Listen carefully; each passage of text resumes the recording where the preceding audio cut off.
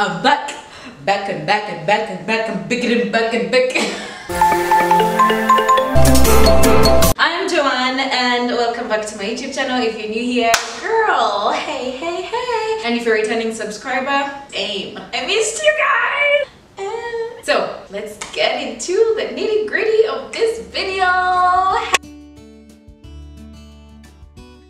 Like I was reading online and there's really no information whatsoever, but this is what I went through. Those of you, those of you who be here waiting for me to die and then you start following me. Hey, what happened? You always lose your balance. Getting deported, corona test, traveling in a pandemic. Let's focus on the pandemic part. You guys, it's not hard, but it's already a long flight from wherever to Uganda, because flying to Uganda is really not easy. Like every time you have to stop over somewhere. I really thought that was like the reality of flying, because I thought like you always have to stop somewhere. There was nothing direct until I met all these people and they're like, huh? Like, what? It sucks being Uganda. No, it doesn't. Uganda is the shit. And that's on period. Hey,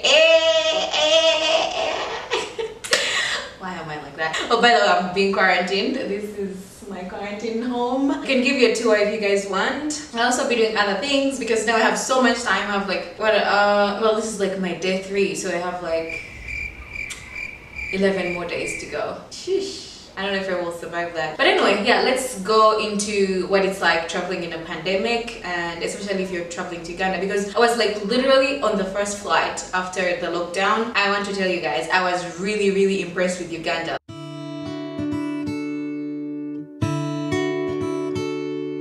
Hey, Uganda went and outdid itself. I was flying Turkish Airlines. Girl, I do not recommend that airline. It's cheap, yeah, like the tickets were around 500 euros. The other options, of course, is like KLM, Brussels Airlines, Emirates. Turkish was like the cheapest, and they were almost the same flying distance because I always had to stop somewhere, and still the time was like 13 hours waiting time. It was a very interesting experience. So here are some of the things that I realized that had changed and the things that are still exactly the same. Because the people did change, like, you know, those ones that get up before it's time to get up, the seatbelt button is not yet off and they're already up. The guidelines, yeah? So of course, like, they have to follow the pandemic guidelines, the corona social distancing and all that. They are really trying, that's all I can say about this, because like they have like those busacles where you can stand in. I think I like really respect people who are following the guidelines, and of course there's also those ones that just walk into the airport like, my father owns this shit. Like, bruh, sit your ass down. Before flying, you have to take a corona test, which I think is like really nice, because then that means like almost everybody in the airport is corona negative, because if your test comes out positive, I don't think they are going to allow you to fly anywhere, so you have to stay wherever you are, quarantined and stuff like that. So I think that is a very nice thing that they are doing, so you know you're not going to get corona like in the airport. But also you never know, like your test might come in negative, but it's like the early days of the virus, so you don't know if it's actually negative or you have like some other things. So please keep yourself protected.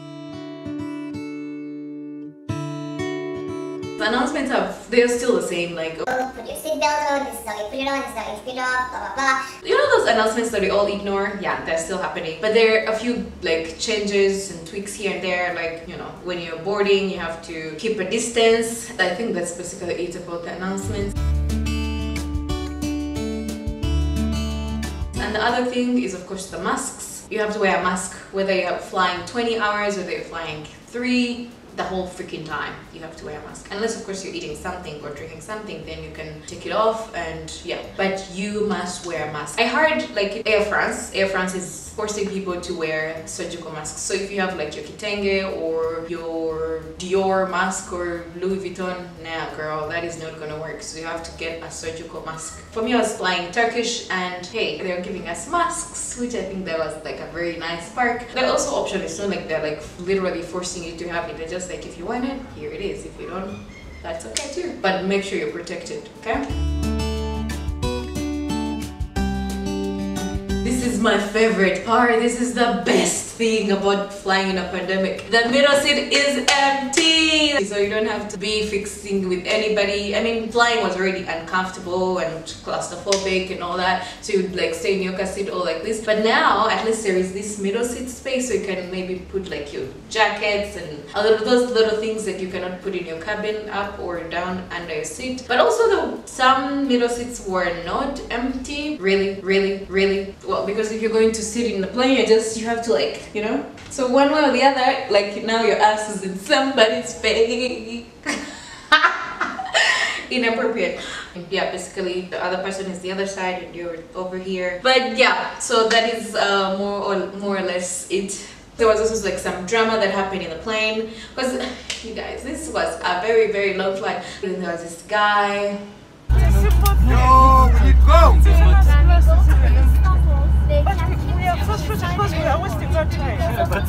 I'm tired, blah blah, I cannot sit in this seat, I want more leg room. Girl, we all want more leg room. What do you mean you want more leg room? If you wanted more leg room, pay for business class, okay? Don't fucking waste our time here. Okay. Listen, we have things to do, please. We have to go. I don't delay the flight. The flight already delayed. No, we understand. Sorry, could you please calm down? No, there's nothing to calm down for. He came and insisted. Yeah. And he wanted to sit there. Okay? I was sitting there and he took me from that seat. He wanted to sit. So let him sit there. When we get to Entebbe, he can sort his shit out. Yeah. Okay? Thank you.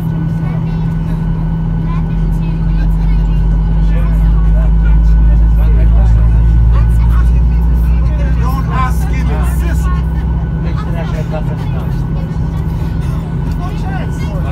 He had a chance. He asked me. We're asking. I sat there for how many years? We're tired.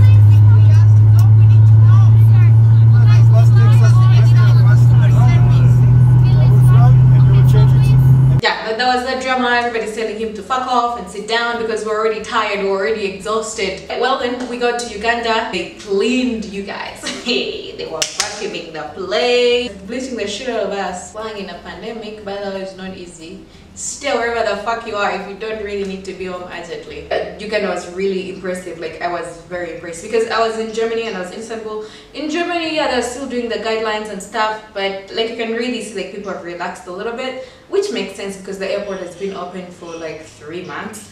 And in Istanbul, yo, nobody's wearing a mask. Of course, like there's those announcements running like, hey everybody, please wear your mask for your own protection. Nah, nobody's listening. But in Uganda, they're strict.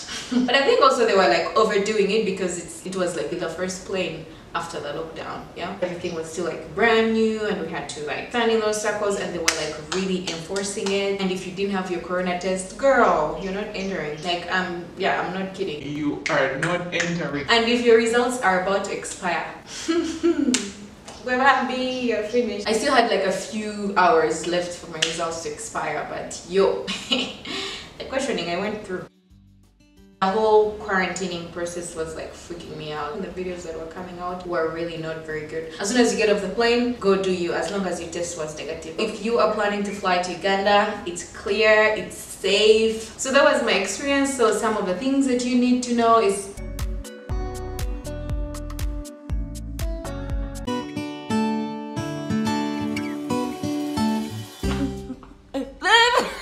decided. Okay, you guys, what you did at the airport, your corona test results, they're very serious about that. They have to be printed in hard copy. Soft copy on the phone, no, they will not allow that. And the other thing is they have to be translated. Somebody was like, negative is negative, whether in Spanish or German or Chinese. No, translate them in English. Airports can be very stressful, so to make your process very easier, translate the result. And they definitely have to be in the time, like the 3 days thingy they said. Yeah, it has to be in there or else you're not getting in.